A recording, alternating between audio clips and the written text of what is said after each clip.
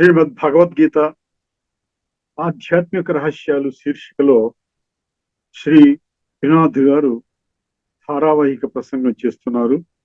వారి ధారావాహిక ప్రసంగంలో ఈరోజు 53వ ప్రసంగం చేస్తున్నారు. శ్రీ శ్రీనాథ్ గారికి స్వాగతం. అందరికీ నమస్కారం.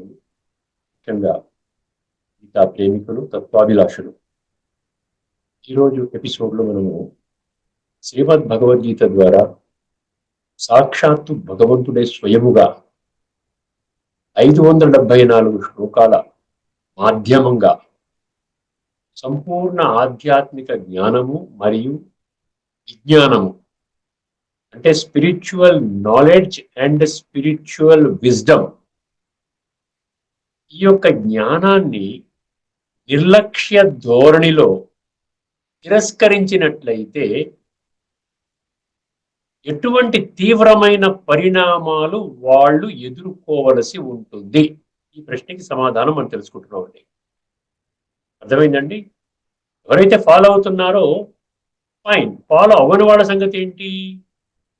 వాళ్ళకి ఎటువంటి కాన్సిక్వెన్సెస్ అంటారు ఇంగ్లీష్లో, పరిణామాలు, తీవ్రమైన పరిణామాలు, సీరియస్ కాన్సిక్వెన్సెస్ ఏ విధంగా ఉండబోతుంది అన్న సంగతి భగవంతుడే సాక్షాత్తు 4వ అధ్యాయంలోని 40వ శ్లోకంలో ఉండబద్దలు కొట్టినట్లు స్పష్టం చేయడం జరిగింది. అందువలన మనం ఒక్కసారి ఆ శ్లోకాన్ని విందాం, ఏ విధంగా పరిణామాలు ఉండబోతున్నాయో ఒక్కసారి చర్చించుకుందాం. 4వ అధ్యాయంలోని 40వ శ్లోకం, అంటే 4వ అధ్యాయంలో 39వ శ్లోకంలో శ్రద్ధ గురించి మాట్లాడాడు. శ్రద్ధావాన్ లభతే జ్ఞానం అన్నాడు కదా. నీకు నా పట్ల, నేను చెప్పినటువంటి జ్ఞానం పట్ల శ్రద్ధ ఉన్నట్లయితే, నా పట్ల శ్రద్ధ ఉన్నట్లయితే నీకు జ్ఞానాన్ని బోధిస్తాను. అర్థమైందండి? నీకు జ్ఞానాన్ని బోధిస్తాను. అర్థమైందండి?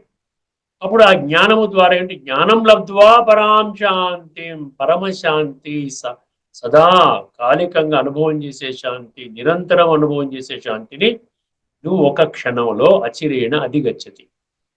దాని తదుపరి శ్లోకం అంటే 4వ అధ్యాయంలోని 40వ శ్లోకము.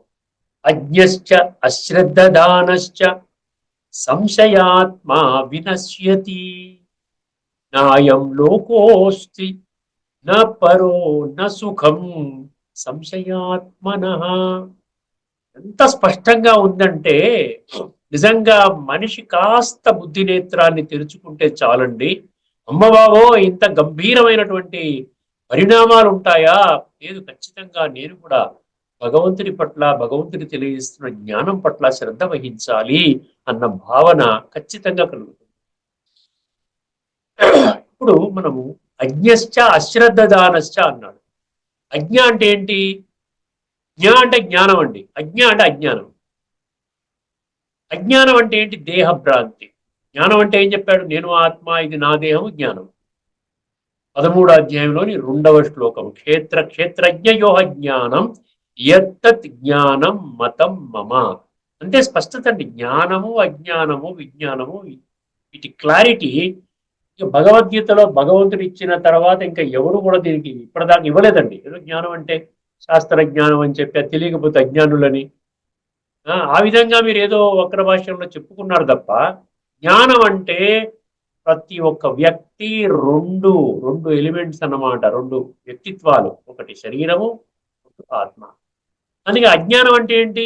దేహం అనుకోవడం, ఒకటే అనుకోవడం అనమాట. నేను దేహం, అంతే, నేను దేహము అన్న భావనతోనే జీవిత కాలము జీవించడం.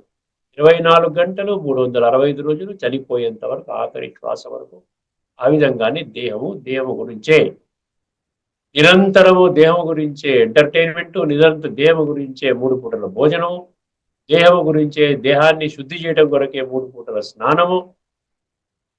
ఏమండి? మొత్తం అంతా దేహం గురించే. న్యూస్ పేపర్ ఏంటి? దేహాల గురించే. ఏం జరుగుతుంది ప్రపంచంలో?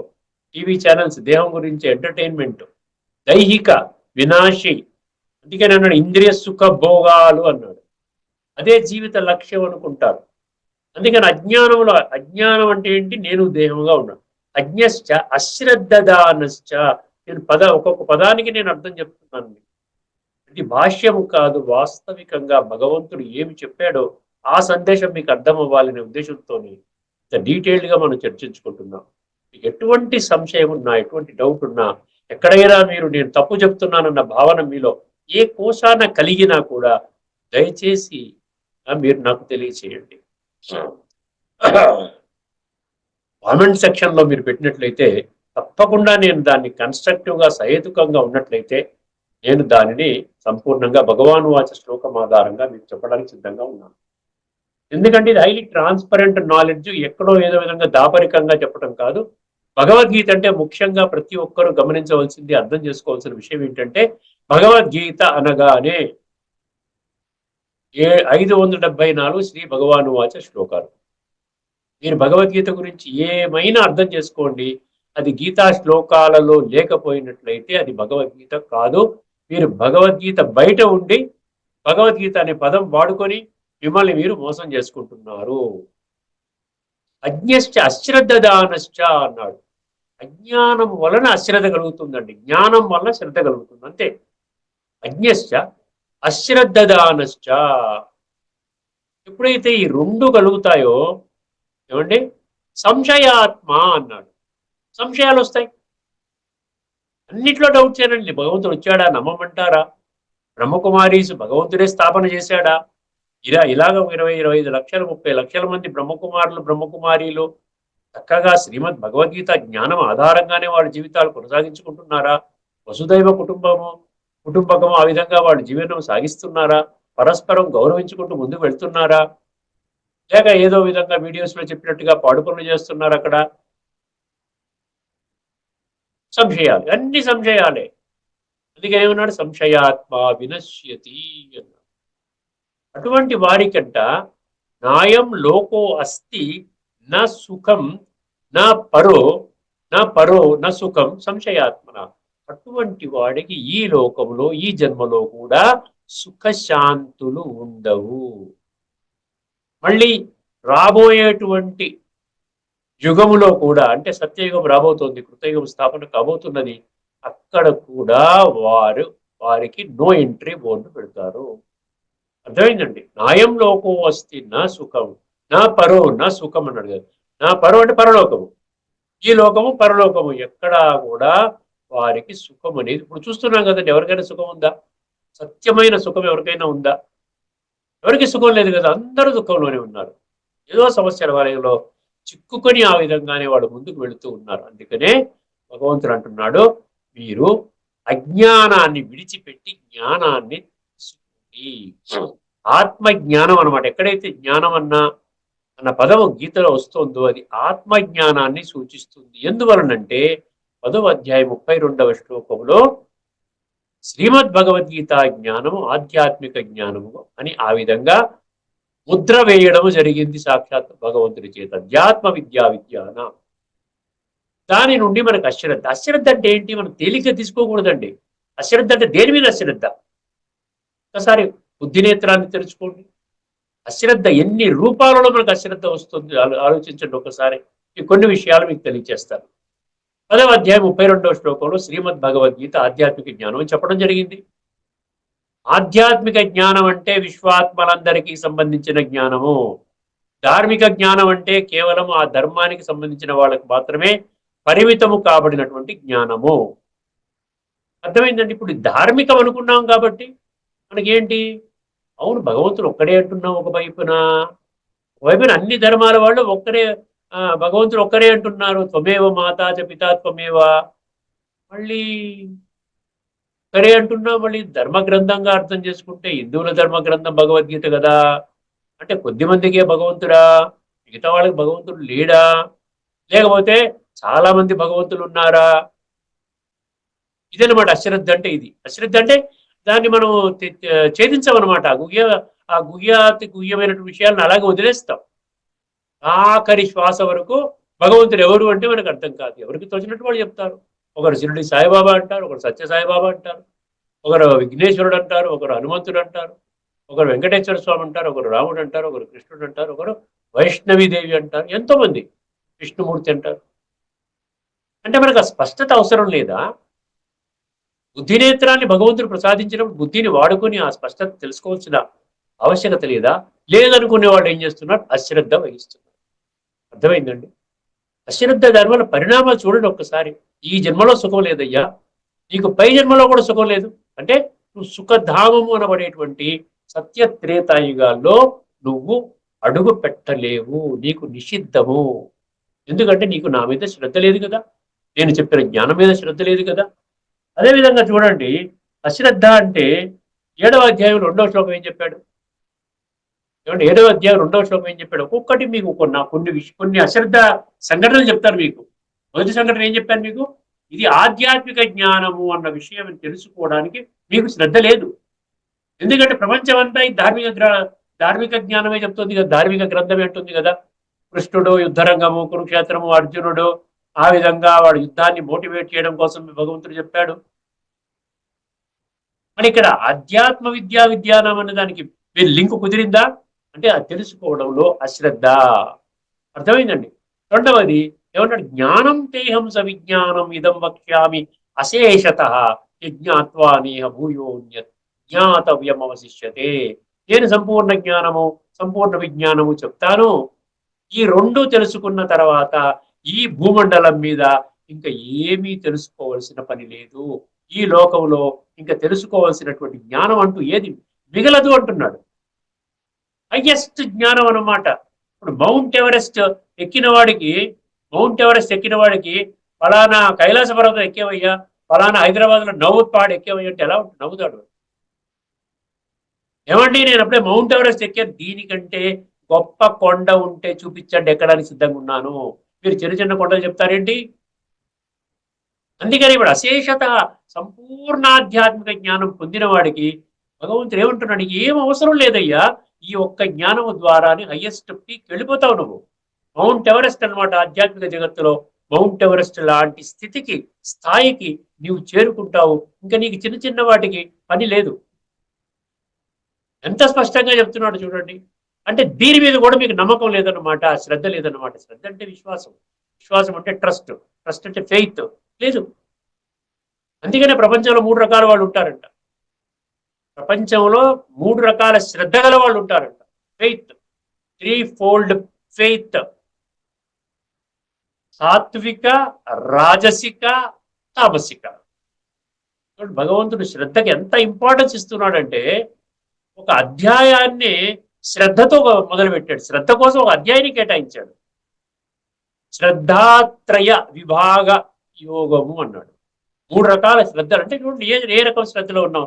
సాత్విక శ్రద్ధలో ఉన్నావా, మధ్యస్థంగా రాజసికంలో ఉన్నావా, తామసికంలో ఉన్నావా? అర్థం చేసుకోండి ఒక్కసారి. అందువలన ఇప్పుడు మనము తామసిక శ్రద్ధలో ఉండి సాత్వికంగా ఉండేటువంటి ప్రయోజనాలు పొందాలంటే కుదురుతుందా చెప్పండి? కామన్ సెన్స్ వాడండి. ఇంగిత జ్ఞానము, సింపుల్ నాలెడ్జ్ అనమాట. దీనికోసం శాస్త్ర జ్ఞానం అవసరం లేదు, పెద్ద పెద్ద పాండిత్యం అవసరం లేదు, అకాడమిక్ డిగ్రీస్ లో ఏం పెద్ద పెద్ద పీజీలు పిహెచ్డీలు అవసరం లేదు. సో ఏమైపోయిందండి? 7వ అధ్యాయం 2వ శ్లోకంలో ఏం చెప్పాడు? నేను సంపూర్ణ జ్ఞానం చెప్తున్నానంటే అందులోనే ఉండాలి కదా. కానీ ఆ భగవద్గీత ఆధ్యాత్మిక ఆ జ్ఞానాన్ని విడిచిపెట్టి భగవంతుడా అని చెప్పి బయట వెతుక్కుంటున్నాం. అది అశ్రద్ధ కారణము. మూడవది, భగవంతుడు అందరికీ తండ్రిని చెప్పాడు. 9వ అధ్యాయం 17వ శ్లోకంలో.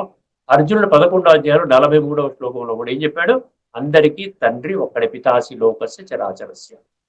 భగవంతుడు ఏమన్నాడు? పితాహమస్య జగత. అందరికీ తండ్రిని నేను అన్నప్పుడు విశ్వము, జగత్తు, లోకము, యా సర్వము అని ఎన్నో 137 శ్లోకాల్లో భగవంతుడు చెప్పుకుంటుంటే భగవంతుడు ఒక్కడే కదా. ఆ భగవంతుడి యొక్క సత్యస్వరూపం తెలుసుకోవాలి కదా. ఆయన యొక్క నామ రూప దేశ కాల గుణ కర్తవ్య సంబంధ తెలుసుకొని వారు చెప్పినటువంటి తండ్రి చెప్పిన మాట వింటే నా జీవితం ఉద్ధరింపబడుతుంది కదా అనే ఒక ఆలోచన ఉండాలి కదండి. అశ్రద్ధ. అంత తెలిసిన ఆ శ్లోకాలు ఎన్నోసార్లు చదువుకున్నారు. పఠన పారాయణ శ్రవణ ప్రచార ప్రసారం జరుగుతున్నటువంటి ఈ ప్రక్రియలో ఎన్నో సార్లు పితాహమస్య జగత మాత ధాత పితామహ అన్నాం. కానీ మళ్ళీ నిజంగా ఆ పిత ఎవరు? ఒక్కడే భగవంతుడు ఉన్నప్పుడు ఎక్కడున్నాడు? ఆయన ఎక్కడున్నాడు? ఇప్పుడు ఆయనతో నేను కనెక్ట్ కావాలి అనే విషయాల్లో అశ్రద్ధ. మరొక విషయం ఏమండి, 1866లో ఏమన్నాడు? ఏమంటే 1860 సర్వధర్మాను పరిత్యజ్య మామేకం శరణం ప్రజ అన్నాడే. నన్ను ఒక్కటి శరణు మాత్రమే పొందండి, నా యొక్క సత్య స్వరూపాన్ని తెలుసుకొని నేనే మీ అందరినీ తల్లి తండ్రి అన్నాడు కదా. నా యొక్క సత్య స్వరూపాన్ని తెలుసుకొని నా మీద బలిహారం అవ్వండి, నా యొక్క శరణు పొందండి, మీ సర్వ సమస్యలకి నేను సమాధానం ఇస్తాను, మీ సంపూర్ణంగా మీ తోడుంటాను, మీకు రక్షణ వలయాన్ని పరిత్రాణాయ సాధువునాం అన్నాడుగా. పరిత్రాణాయ అంటే ఒక రక్షణ వలయాన్ని నేను ఇస్తాను మీకు, మిమ్మల్ని రక్షించుకుంటాను, ఎందుకంటే మీరందరూ నా పిల్లలు. ఇంత చెప్పినా కూడా నిర్లక్ష్య ధోరణి, అశ్రద్ధ కారణం అవుతుంది. చూసారా ఎన్ని రకాల అశ్రద్ధ చెప్తున్నాను. ఇంకొకటి ఐదవది, గీత యుద్ధ శాస్త్రము కాదు అని భగవద్గీతలో చాలా స్పష్టంగా చెప్పాడు. గీత యుద్ధ శాస్త్రం కాదు. అక్కడ క్షమాగుణం చెప్పాడు, ఆత్మజ్ఞానం చెప్పాడు, ఎవరి పట్ల ద్రోహబుద్ధి ఉండకూడదని చెప్పాడు, అసలు క్రోధం పనికిరాదని చెప్పాడు, ఆ క్రోధం అంటే అది ఒక రజోగుణం అని చెప్పాడు, అహంకారం ఉండకూడదని చెప్పాడు, అందరినీ సమదృష్టితో చూడాలని చెప్పాడు, ఒక బ్రాహ్మణుణ్ణి ఒక శూద్రుణ్ణి కూడా సమానంగా చూడాలని చెప్పాడు, సుహృన్మిత్రార్యుదాసీన మధ్యస్థ ద్వేష బంధుషు సాధు స్వపిచ పాపేషు, అక్కడ శత్రువును కూడా సమానంగా చూడాలని చెప్పాడు, విషయ వికారాలని శత్రువుని చెప్పాడు. ఇన్ని శ్లోకాలలో ఇది యుద్ధ శాస్త్రము కాదునైనా భౌతిక హింసాత్మక, మనుషులందరూ భావిస్తున్నట్లు ఇది భౌతిక హింసాత్మక యుద్ధము కాదు. దీనికోసము భగవద్గీతలో ఎటువంటి రుజువులు లేవు. అర్థమైందండి. అలాంటప్పుడు ఇది ఏం శాస్త్రము? ఇది యోగ శాస్త్రము. 93 శ్లోకాలలో యోగం అనే పదం ఉన్నది. ప్రతి అధ్యాయము పేరులో యోగము అన్న పదముతోనే అది ముగుస్తుంది. అర్జున విషాద యోగము, సాంఖ్య యోగము, ఈ విధంగా మోక్ష సన్యాస యోగం వరకు యోగము యోగము యోగము యోగం. ఇదే కాకుండా ప్రతి అధ్యాయం చివరన బ్రహ్మ విద్యాయాం యోగ శాస్త్రే అన్న పదం కూడా ఉన్నది. యోగ శాస్త్రం అనుకుంటే మొత్తం అంతా శ్రీమద్ భగవద్గీత 574 శ్లోకాలు కూడా ఆ యోగం ఎలా చేయించాలో దాని వైపుకే తీసుకెళ్తోంది. జ్ఞానం అంతా యుద్ధం వైపు తీసుకెళ్ళట్లేదు. యుద్ధ శాస్త్రం అంటే యుద్ధం వైపు తీసుకెళ్లాలి మనని. అవునండి, ఫలానా శత్రువుని ఈ విధంగా జరించాలి, వీరికి ఈ మారణ ఆయుధంతో కొట్టాలి, ఇక్కడ నువ్వు ఇలా చేయాలి, అక్కడ అలాంటి యుక్తులు పొందాలి, లేకపోతే ఈ శత్రువుని మనం జరించలేము, అలాంటిది చర్చ లేదండి. ఎక్కడో ఒక శ్లోకంలో యుద్ధం అనే పదం ఉందంటే దాన్ని పట్టుకొని మొత్తం గీతనంతా పక్కన పెట్టేసి యుద్ధ శాస్త్రం అనుకుంటే ఎట్లా కుదురుతుందండి? ఇది యోగ శాస్త్రము. స్వయాన్ని ఆత్మగా అనుభవం చేసుకుని సర్వాత్మల తండ్రి, విశ్వాత్మలకి తండ్రి ఒక పరమాత్మ అని అర్థం చేసుకొని ఇవన్నీ విషయాలు భగవద్గీతలో చాలా స్పష్టంగా చాలా కూలంకషంగా చర్చించడం జరిగింది. మనం కూడా ఇప్పుడు దాకా 52, 53 ఎపిసోడ్స్ మనం చేసుకున్నాం కదా. ఒక్కసారి అర్థం చేసుకోండి, గీతా శ్లోకాలు కాకుండా బయట గీత లేదండి. కాస్త బుద్ధిరేతనాన్ని తెలుసుకుంటే ఇప్పటి వరకు మనం గీత దాటి అర్థం చేసుకున్నాం. గీత దాటి అర్థం చేసుకున్నాం. ఇప్పుడు గీతలోకి వచ్చి మీరు అర్థం చేసుకోవాలి. అందుకనే కూటమి పోయి అన్నాడు కదా, కొద్దిమంది మాత్రమే నన్ను తెలుసుకుంటారు. మనుష్యానాం సహస్రేషు కశ్చిత్ యతతి సిద్ధ యతతాం విసిద్ధానాం కశ్చిన్ మాం వేత్తి తద్భుత. సో ఇది యుద్ధ శాస్త్రము కాదు, ఇది యోగ శాస్త్రము. ఈ ఆంతర్యాన్ని, ఈ సత్యతని గుర్తించడానికి దాంట్లో అశ్రద్ధ అంటే ఉడికిన అశ్రద్ధ అంటే అశ్రద్ధ దేనికి అశ్రద్ధ? ఇప్పుడు ఇంట్లో మీరు పిల్లలు చదివించుకోవాల్సిన అశ్రద్ధ ఉంటుందా చెప్పండి? ఎన్ని స్కూళ్ళు ఉన్నాయి? పిల్లవాడిని జాయిన్ చేయాలి, ఎల్కేజీలో జాయిన్ చేయాలి. ఎన్ని స్కూళ్ళు ఉన్నాయి? ప్రైవేట్ స్కూల్స్ ఎన్ని ఉన్నాయి? గవర్నమెంట్ స్కూల్స్ ఎన్ని ఉన్నాయి? ఇంటర్నేషనల్ స్కూల్స్ ఎన్ని ఉన్నాయి? కేంబ్రిడ్జ్ స్కూల్స్ ఎన్ని ఉన్నాయి? ఓక్రిడ్జ్ ఎన్ని ఉన్నాయి? ఇలాగ అన్ని అనలైజ్ చేసుకుని ఎక్కడ పాస్ మార్క్ హైయెస్ట్ గా వస్తుంది, అందరికీ కరెక్ట్ 100% మార్కులు ఇస్తున్నారు, ఎంత శ్రద్ధతో చెప్తున్నారు, అంత అనలైజ్ చేసి ఎన్ని లక్షలైనా పెడతానండి, బెస్ట్ స్కూల్లో మా అబ్బాయిని జాయిన్ చేయాలి, ఎంత రీసెర్చ్ చేస్తామండి? ఒక్క జన్మలో ఒక్క విషయంలో మీకు ఇంత శ్రద్ధ చూపిస్తున్నప్పుడు జన్మల భాగ్యాన్ని మీకు కలిగిస్తున్నాడే. జన్మలుగా మీరు చేస్తున్నటువంటి పాప నీచ నికృష్ట భ్రష్ట కర్మల ద్వారా మీ ఆత్మలో పేరుకుపోయినటువంటి కుళ్ళుని కడగడానికి సిద్ధంగా ఉన్నాడే. అటువంటి భగవంతుడి పట్ల వారు చేసే దివ్య కర్తవ్యాన్ని పట్ల మీకు అశ్రద్ధ ఎందుకండి? సో అది ఒక అశ్రద్ధ. అందరికీ ఏమన్నాడండి? అదే గీత యుద్ధ శాస్త్రం కాదు. గీతలో 8 అధ్యాయాలు 8 శ్లోకాల్లో గుహ్యత అన్న పదం ఉంది. మనం ఇప్పటికీ చాలాసార్లు చెప్పుకున్నాం. ఇది గుహ్యతమం శాస్త్ర సర్వగుహ్యతం భూయ రాజవిద్య రాజగుహ్యం ఇమం పరమం గుహ్యం గుహ్యాతి గుహ్యతరం. 8 శ్లోకాల్లో గుహ్యత ఉంది. 16 శ్లోకాల్లో తత్వము అన్న పదం ఉంది. తత్వము అంటే రియల్. తత్వం అంటే రియల్. తత్వవేత్త పిహెచ్డి ఎవరికి ఇస్తారు? రియల్ విషయాన్ని ప్రూవ్ చేస్తే వాడు తత్వం పిహెచ్డి డిగ్రీ ఇస్తారు. గాలి కబుర్లు చెప్తే ఎవరండి? ఏదో ఊహాజనితమైనటువంటి విషయం మీద స్టడీ చేసి ఇవ్వరండి. రియల్ గా చూపించాలి. ఇగో ఇది ఈ పలానా ధాతువులో ఇగో ఇది ఈ విధంగా ఉంది, ఈ విధంగా చేస్తే మీరు ఈ ప్రొడక్ట్ వస్తుంది, దీని ప్రకారంగా మనం ఇప్పటిదాకా ఎవరు కనిపెట్టలేదు. ఎవరు కనిపెట్టని విషయాన్ని కనిపెట్టి స్టడీ చేసి ఒక థీసిస్ లాగా ఇస్తే అది మళ్ళీ కాపీ కొట్టిందా లేకపోతే నిజంగా అన్నదని వైవా పెట్టి వాళ్ళు మళ్ళీ క్వశ్చన్ చేస్తే దానికి ఆన్సర్ చెప్పగలిగే పరిస్థితి ఉంటే వాళ్ళకి అక్కడ పిహెచ్డి డిగ్రీని వాళ్ళు బహుమానం ఇస్తారు. వాళ్ళు అలాంటప్పుడు ఈ తత్వం ఏంటి, ఈ గుహ్యత ఏంటి? 24 శ్లోకాలు 8, 16 అంటే ఎంత? 24 శ్లోకాల్లో ఉంది కదా. మళ్ళీ దీని గురించి పట్టింపు అక్కర్లేదా? అంటే ఈ 24 శ్లోకాలు పక్కన పెట్టేసి నేను ఊరికనే కృష్ణుడు అర్జునుడు కురుక్షేత్రం యుద్ధరంగం అనుకుంటే జీవితం కాలం గడిపేయటం, సంస్కార పరివర్తన చేసుకోకుండానే చివరికి నరకంలో పట్టవేనా నా జీవితం? అంతే కదా. ఇవి పట్టించుకోకుండా ఉంటే ఆత్మజ్ఞానం ఉండదు, పరమాత్మ జ్ఞానం లేదు. ఆత్మ పరమాత్మ కలయిక యోగం లేదు. యోగం లేనప్పుడు సంస్కార పరివర్తన జరగదు. సంస్కారం ఎలాగున్నాయి ఎంతకంటే కుళ్ళిపోయి ఇంకా, ఎందుకంటే మనుషులు తప్పుడు పనులు చేస్తున్నారు కదా. అలాంటప్పుడు ఏమి తెలుసుకోకుండానే మనం కుళ్ళుగానే పోతే చివరికి మన ప్రయాణము చాలా భయంకరంగా ఉంటుంది. అంతిమ ప్రయాణము ఒంటరి ప్రయాణము. అంతిమ ప్రయాణంలో నా భార్య బిడ్డలు బంధుమిత్రులు నాకున్నటువంటి ఫ్రెండ్ సర్కిల్ వీళ్ళందరూ ఎవరు కూడా నా కూడా రారు. నేనొక్కడినే వెళతాను ఈ శరీరాన్ని ఇక్కడ విడిచిపెట్టి. చివరికి మనకు కూడా 100 సంవత్సరాలు అంటి పెట్టుకున్న శరీరం కూడా చెయ్యిని కూడా నేను రాను, ఇప్పుడు నన్ను వాడుకొని కుళ్ళు పనులు చేశావు అనుభవించుకో అంటారు. నన్ను నా శరీరాన్ని వాడుకొని నీ యొక్క శరీరాన్ని వాడుకొని ఈ యొక్క యంత్రాన్ని వాడుకొని ఈ వస్త్రాన్ని వాడుకొని ఈ పొలంలో ఏం చేసావు? ఈ పొలాన్ని వాడుకొని ఏం చేసావు? అన్ని మంచి విత్తనాలు వేసి మంచి కర్మలు చేయడానికి భగవంతుడి శరీరాన్ని ఇస్తే నువ్వన్నీ కూడా కుళ్ళు విత్తనాలు వేసి కుళ్ళు ఆ ముళ్ళ కంచె ముళ్ళ చెట్లు అవన్నీ పెట్టుకొని కూర్చున్నావు. నీ జీవితాన్ని నువ్వే నాశనం చేసుకున్నావు. అది కూడా మనం మర్చిపోయింది. దాని మీద కూడా మనకు అశ్రద్ధ. అదేవిధంగా శ్రీమద్ భగవద్గీత నుండి సర్వశాస్త్రమయి శిరోమణి అంటారు. సర్వశాస్త్రమయి శిరోమణి, సర్వశాస్త్రాలకి తల్లి లాంటిది. శిరోమణి అంటే శ్రేష్టమైనటువంటి శాస్త్రం. దీనికంటే గొప్ప శాస్త్రం లేదు. శిరస్సు మీద మణి పెట్టుకుంటే దీనికంటే ఇంకా పైన ఏమనుందా? లేదు. అందుకనే శ్రీమద్ భగవద్గీత ఏకైక గ్రంథం ద్వారా విశ్వవ్యాప్తంగా ఎన్నో మతాలు కులాలు జాతులకు చెందిన వాళ్ళు కూడా ఇన్స్పైర్ అవుతూ ఉన్నారు. గీతని జయంతిగా, ఆ శాస్త్రాన్ని కూడా జయంతిగా ఒకరోజు మనం నవంబర్ డిసెంబర్ మాసాల్లో వస్తుంది, జరుపుకుంటాం. ఒక్కసారి గమనించండి, శ్రీమద్ భగవద్గీత సర్వశాస్త్రమై శిరోమణి అన్న సంగతి మనకు తెలియదు.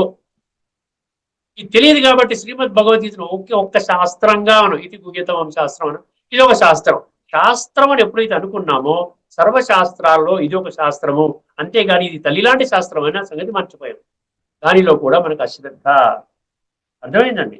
ఒకసారి గమనించినట్లయితే అశ్రద్ధ ఇంకొకటి.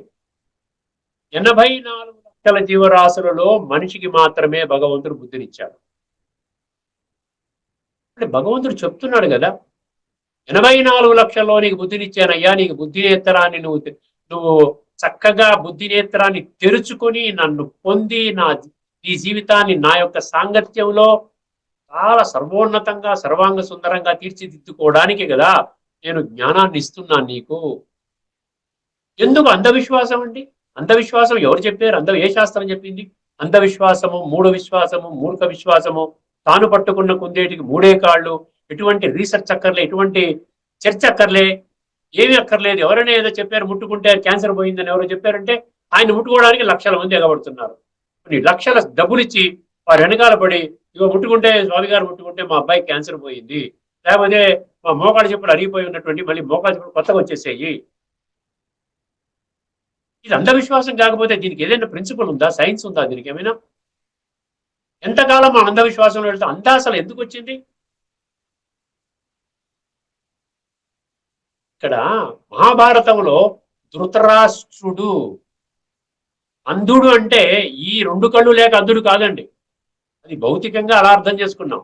కానీ ఆధ్యాత్మికంగా మీరు మహాభారతం కూడా అర్థం చేసుకుంటే అక్కడేంటి, బుద్ధి నేత్రాన్ని తెరవని వాళ్ళందరూ కూడా ధృతరాష్ట్ర సంతానము. అంటే రౌరవ్ నరకాన్ని అనుభవించే కౌరవ సామ్రాజ్యానికి అధిపతులు. నిరంతరము ఘర్షణాత్మకంగా ఉంటారు వాళ్ళ జీవితం. అంటే టెన్షన్స్ అనమాట. టెన్షన్స్, సమస్యలు, గొడవలు, గందరగోళం, కొట్టుకోవడం, పనికిరాని చర్చలు, అంతా దాంట్లో బిజీ బిజీ బిజీ అయిపోయి ఏమంటే మంచి విషయాలు చెప్తారండి, కాస్త బ్రహ్మకుమారి సెంటర్కి రండి, మంచి రాజయోగా నేర్పిస్తారండి, భగవంతుడు సృష్టి మీద అవతరించాడండి, మంచి విషయాలు చెప్తున్నా, ఒక 20 లక్షల మంది దీన్ని ఎంజాయ్ చేస్తున్నారండి, హాయిగా ఉంది. మాకు టైం లేదండి. టైం ఎక్కడెక్కడ మీరు గడుపుతున్నారో ఒక్కసారి ఎల్లనే చేసుకోండి, అప్పుడు మీకు అర్థమవుతుంది. అందుకని భగవంతుడు ఏమంటున్నాడు, ఈ 80 భగవంతుడు ఏమన్నాడు, తేషాం సతత యుక్తానాం భజతాం ప్రీతిపూర్వకం దదామి బుద్ధి యోగం తం ఏన మాముపయాంతుతే. నన్ను పొందే బుద్ధి యోగాన్ని నేను నీకు ఇస్తాను, ప్రొవైడెడ్ 2 కండిషన్స్ నువ్వు ఫుల్ఫిల్ చేస్తావా. ఒకటి సతతము నీవు నన్ను తోడు పెట్టుకోవాలి, ఇంకొకటి ఏంటన్నాడు, ప్రీతిపూర్వకం అన్నాడు. ప్రేమపూర్వకంగా, ప్రీతిపూర్వకంగా నాతో నువ్వు కనెక్ట్ అవ్వాలి, నాతో మనసు బుద్ధి ద్వారా సంబంధాన్ని జోడించాలి, అప్పుడు నేను నీకు బుద్ధి నేత్రాన్ని తెరిపిస్తాను. ఎప్పుడైనా ఆలోచించారు దాని పట్ల అశ్రద్ధ. ఇలాగా ఎన్నో విషయాల ద్వారా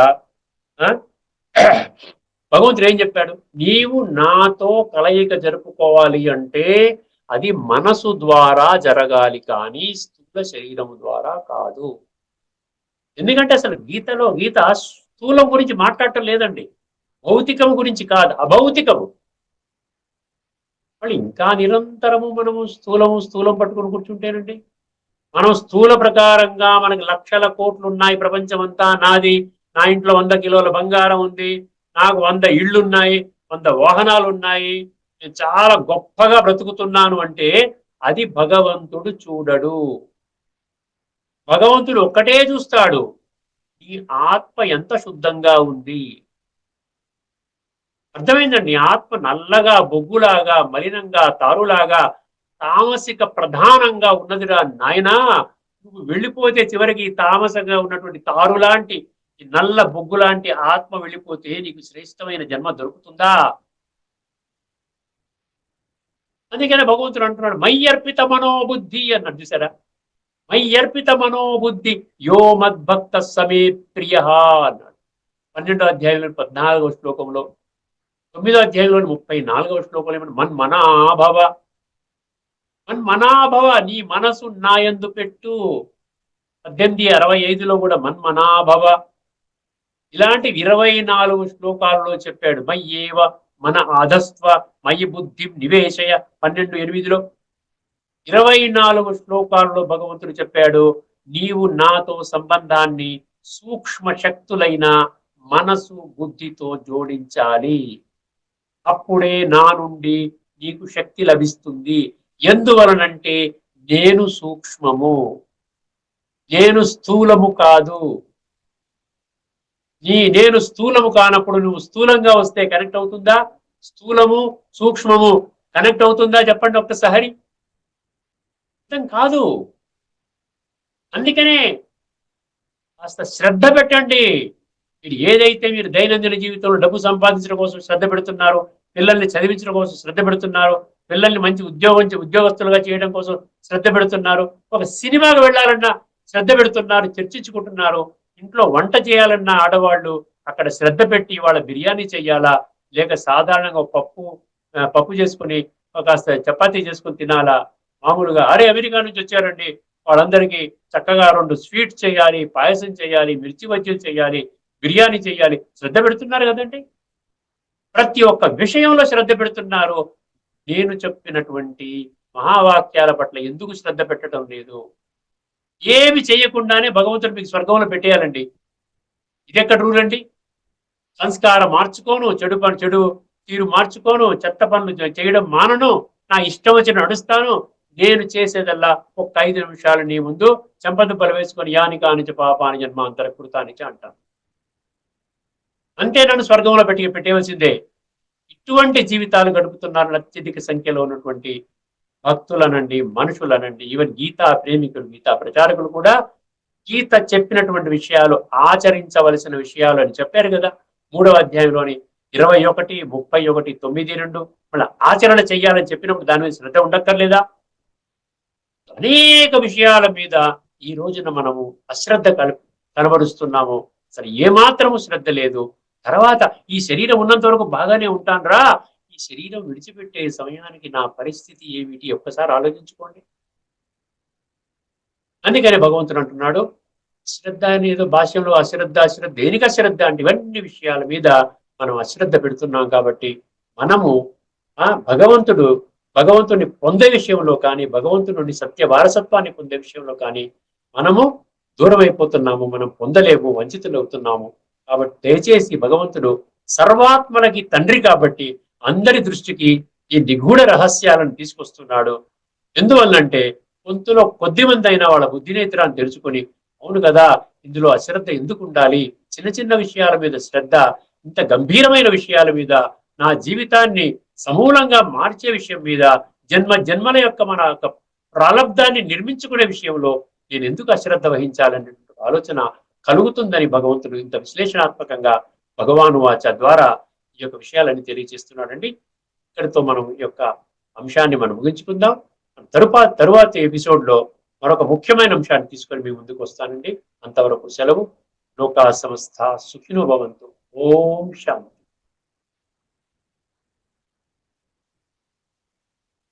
శ్రీమద్ భగవద్గీత ఆధ్యాత్మిక రహస్యాలు శీర్షికలో దైవతత్వాన్ని, ఆత్మిక రహస్యాలను